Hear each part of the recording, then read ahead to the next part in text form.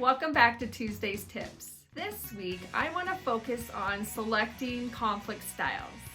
Now, you may be wondering, what is she talking about conflict styles? Basically, what I mean is how we approach a given conflict. So when we are experiencing conflict, we typically approach it in different ways.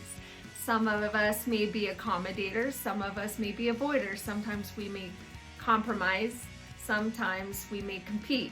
So there's just very different styles that people adopt. And it's not necessarily this is my style, sometimes it just really depends on the situation. I want to share with you 4 factors that you can consider when trying to determine what kind of conflict style you should adopt. First, consider your time constraints. Sometimes you have to make a decision very quickly and you don't have all the time to make a compromise. I know that people always fall back on compromise, but sometimes it may be important to adopt more of a competing style. So you're more assertive, you say, hey, listen, we have to make a decision, we need to make it quickly, let's do this, rather than taking time to brainstorm and come up with other solutions. Second, consider the degree of trust you have in a person. If it's someone you don't trust, maybe they try to cut corners, or sometimes they kind of do things that you consider are a little shady, you may want to adopt a competing style and say more assertively, I think we should do this rather than that.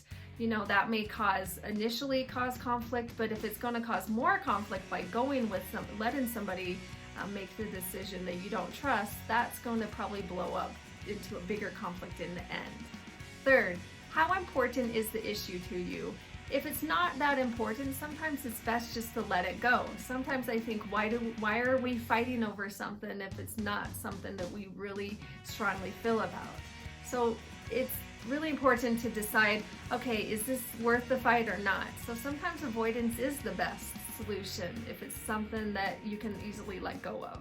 If not, by all means, you want to be more assertive and fight for a position or an idea.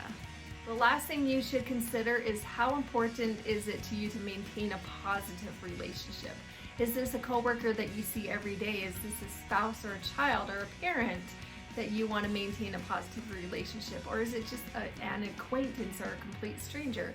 If somebody cuts in front of you in a line, should you fight them about it, or should you just let it go? That's all I have for this week. I hope you found these tips helpful. Join me next week for some more quick conflict resolution tips.